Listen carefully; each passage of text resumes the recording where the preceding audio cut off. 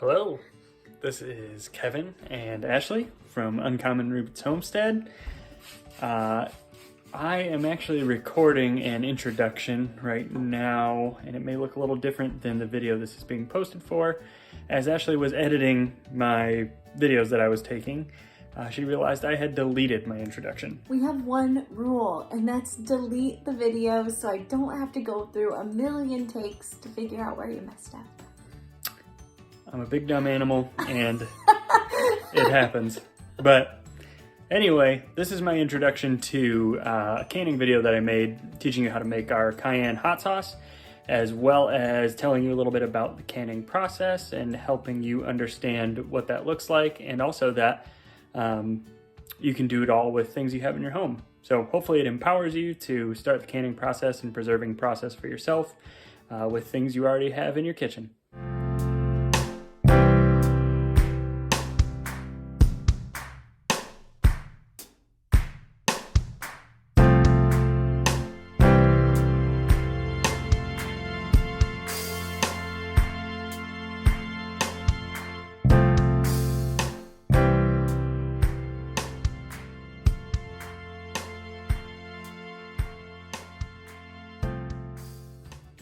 When I say anyone can can, what I mean is that you can pretty much use anything you have in your home to fulfill the canning process. So as long as you have a pot large enough to boil water and cover your jar that you're canning in completely with water, then you can actually go ahead and process your food that you've worked so hard to grow, and you can can it and preserve it. So I'm going to show you a little bit, show you how to do that today, and then once again show you my hot sauce recipe. So to start, just to show you my setup, I have a large pot to boil water in, and then I have my other pot here to actually make my brine and what will be used for the hot sauce that I'm going to show you. I also have my cayenne peppers here.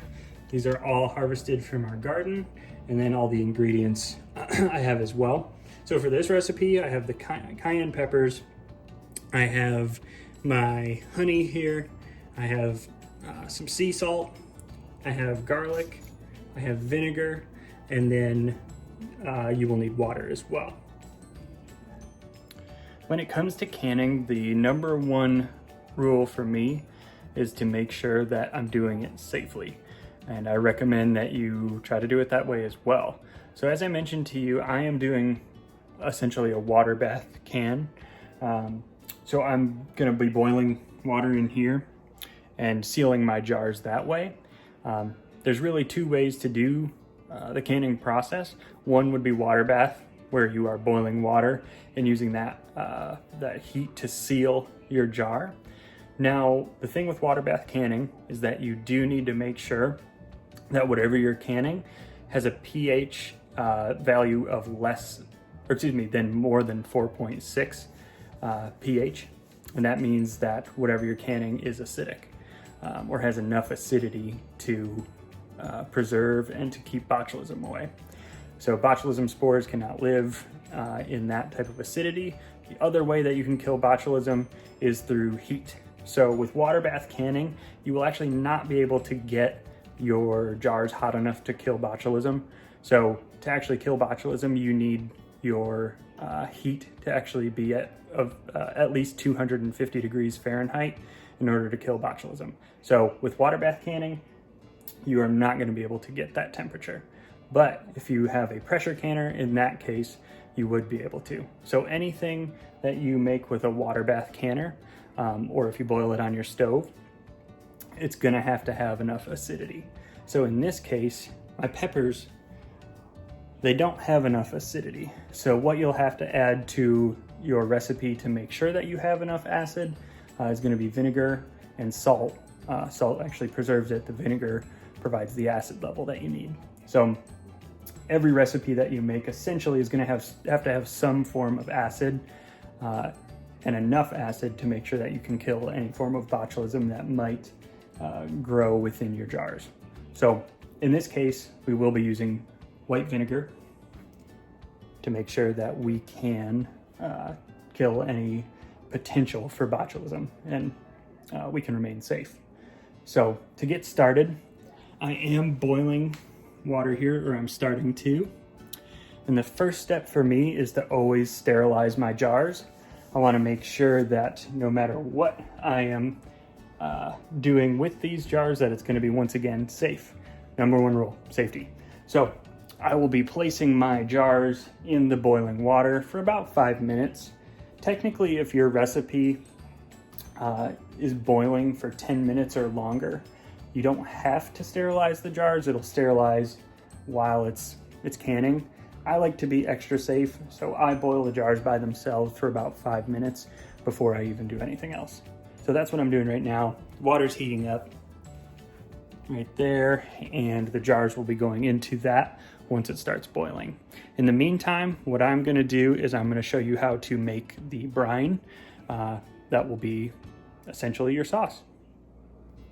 To start making our sauce, I'm going to first add the water and vinegar.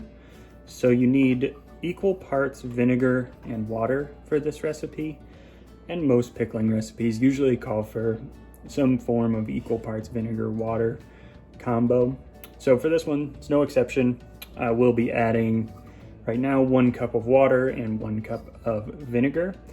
Now, once I add that, we'll add kind of everything into the mix other than the peppers, and we'll bring that to a boil. So right now I'm gonna go get my water, and then I'll add the vinegar, and we'll continue that process.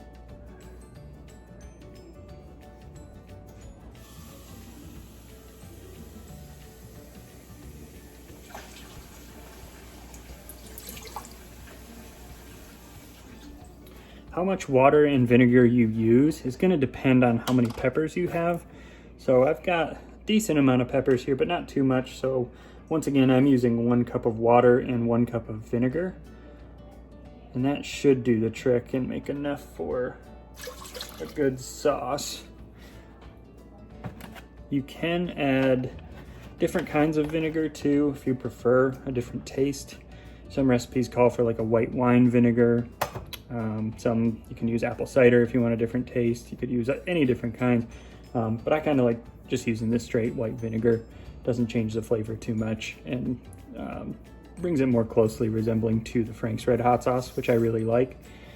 So I have my vinegar and my water in there, and then I am going to add just a bit of salt here. So I'm going to add 2 teaspoons of salt. Once again, it's going to depend on how many peppers you have.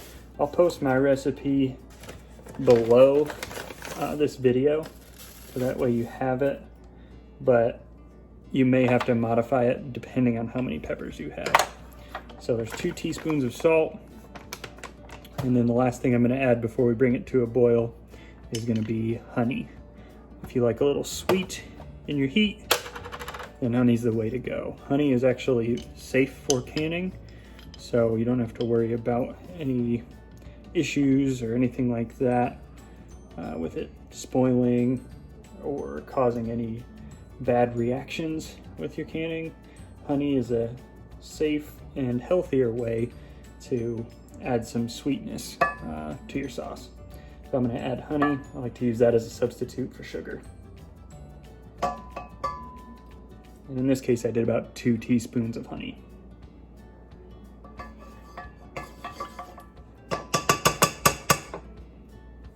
And once that's all together, I'm going to bring this to a boil, and then we'll wait for that to boil. So my brine is boiling, which is the vinegar, water, salt, and honey that we put together. That has come to a pretty hot boil here. So at this point, what I'm going to do is add the peppers that I have, the cayennes here, and then I have garlic as well. I'm going to throw that all in the pot. Now I used cloves of garlic. You can use garlic powder, you can use minced garlic, anything you have. One of the goals of this video is to prove that you can and do recipes with anything that you have in your kitchen. So if you don't have cloves or didn't grow garlic over your growing season, garlic powder that you can pick up at the store, minced garlic that you pick up at the store will all work just fine. So you can use any of those. And then once you have your garlic and peppers in the pot of boiling brine, just gonna make sure that the brine kind of covers all of the peppers and the garlic. And then you're gonna reduce the heat. So I would say about medium heat. And then you're actually gonna let that sit in the brine for about 15 minutes. I'm setting a timer for 15 minutes. I'm gonna let those peppers and garlic all sit in there.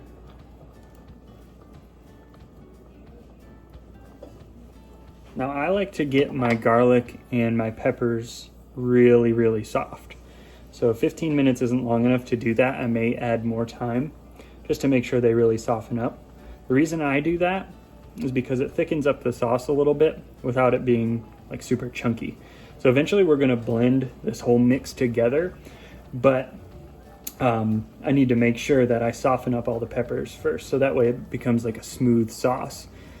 If you don't do that, it can be pretty chunky. If the peppers are harder, they'll stay chunky, and you'll have a kind of a chunkier sauce. Or if you do it that way, you can actually strain out all the chunks and make it more like a liquid that you can pour over things. I don't really like it super runny or liquidy, so I try to just cook my peppers as long as it takes to make them soft and easily blended for a really smooth sauce. So my canning water has come to kind of a low boil at this point, just a little bubbles coming up. So at this point I'm gonna add my jars to the liquid, using just ball mason jars that you can buy at the store for my canning purposes. Because once again, this is a video where we want to be able to use whatever we have at home, I'm going to be using these tongs to kind of place the jars into the hot water, so that way they don't splash all over the place. If you do buy a water bath canning kit off Amazon or wherever you buy your things from, it'll come with some various tools like a magnet where you can pull the metal lids out of the water. It'll come with a very specific kind of set of like jar grabbing tongs that you can use, but it's not necessary. If you've got tongs at home, you can get the jars out of there. You just don't want to burn yourself. So that's the goal of that. So I'm just going to place these jars into the water.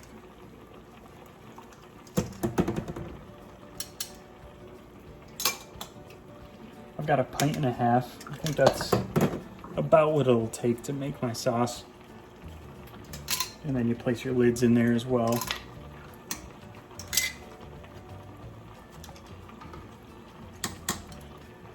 And we'll let those sit in there for about 5 minutes. Once those are done, we'll set them aside to cool, and I'll show you the next steps. My jars are out, sitting on a towel, and my peppers are still boiling, but they're about done. So we'll pull those off soon. And then what you'll want to do from there is get out your blender. So we're going to be placing the peppers into the blender, and we will be blending those up to make them into a sauce. So my water is boiling, my peppers, the timer went off, and the sauce should be ready to blend. So we're going to take those peppers and throw them in the blender and blend that until it's nice and smooth and made into a sauce. So I'm going to do all of that, and I'll just throw it on time lapse so you guys can just kind of watch that process.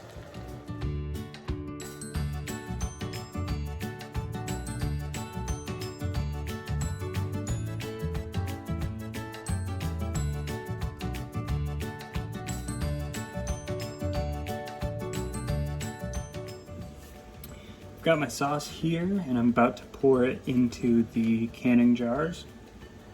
If your sauce isn't to your liking in regards to how thick it is or thin it is, there's not really much you can do if it's too thick or too thin, I guess, unless you want to throw in some other peppers, something like that can thicken it up. You know, some other kind of vegetables you can throw in there to make it a little thicker. If you want to thin it out, you can add a little bit more water and vinegar together to kind of thin that out a little bit. So I'm going to go ahead and pour these into my canning jars. It should be a nice smooth texture. And you're going to fill it to about ½ inch from the top to make sure there's proper head space. And then once those jars are full, we'll throw the lids on there and we'll can them.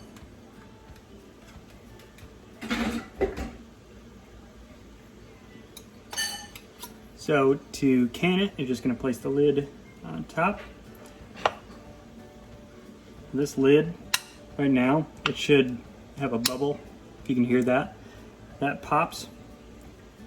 You're going to place that on top and then close it with your lid, your ring, I should say. So this bubble right now is currently up. When that bubble is up, that means it is not sealed. So the way you can tell you have a proper seal on your jars is after we've canned it, this bubble will no longer be popping out. It'll be stuck tight down and there's no air in it, essentially. So once that bubble is down, that's how you know it's sealed. If the bubble does not go down in the canning process, I would say that you throw your jars in the fridge. You can still eat whatever you've made, but you will want to preserve it in another fashion. So in this case, a fridge would help keep everything cool. It won't last as long as it would canning, but you should still get about 6 months out of it if you leave it in the fridge. So don't waste it. Still use it. Just make sure you put it in the fridge if the jars do not seal properly. So try and tighten them as tight as you can get them without going too ridiculous. Just make sure they're on snug. And then after you've done that, you can throw them in your water that's boiling on the stove. So I've got my boiling water here, and then I'm just gonna take my jars and gently place them in, making sure they don't splash. So I've got both my jars in there. I'll show you. The jars are currently sitting in the water. Now you need to make sure that the water completely covers the jars. You need at least 1 inch of water over the top of your lids. So as long as you've got 1 inch, I would say to be safe, you probably want about 2 inches above the lids. And that's once again to make sure that they seal properly. So you need to make sure the water completely covers the jar and the lids, about 1 to 2 inches to be safe. I would say 2 inches above your lid. So those will sit in the water. And you'll just go ahead and grab the cover, place it on top, and you will let those jars just sit in the pot for about 10 to 15 minutes. So I've got a timer there for 12 minutes actually. You can do 12 minutes. That's usually what I do. For recipe calls for 10 to 15 minutes. I usually go 12. That should be enough to properly seal it. So that's literally all you do. Now that it's sitting in the water, it's canning itself and you don't have to do anything. So you can do whatever you want from here. You got 12 minutes to go enjoy a show, run after your kids, whatever you want to do. You've got a few minutes to do that. Or you can just relax and watch water boil, which is what I'm going to do. Time's up. So just remember, before you take your lid off, to grab some form of oven mitt, something like that. It's going to be really hot on the handle when you take that off, take the lid off. So make sure you have something to get a hold of it with. And then you're gonna remove your jars, which are also probably very hot. Just be careful.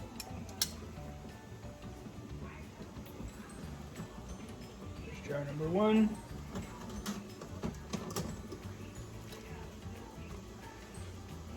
Jar number 2.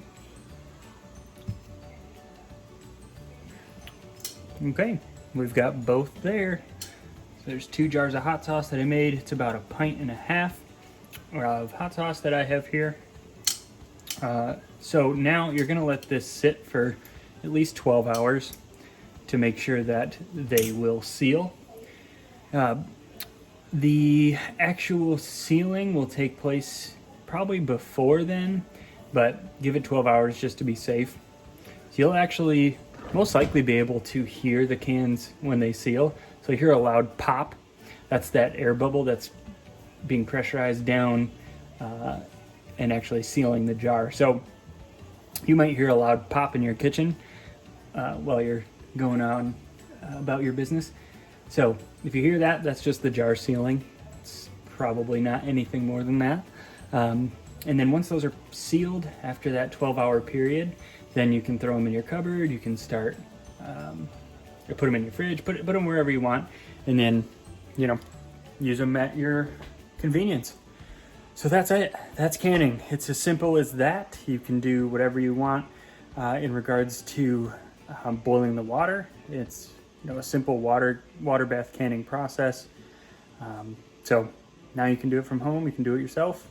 If you have questions, you can always reach out to Ashley and myself at Uncommon Roots Homestead on Instagram. Please subscribe, like, do all that on YouTube as well. Tell your friends. That would be great. We'll have lots more videos about canning, about gardening, about homesteading, natural living, all that stuff. So hope you enjoyed this, and I do hope that you are able to successfully can yourself, and hope you learned something today. Thanks for watching.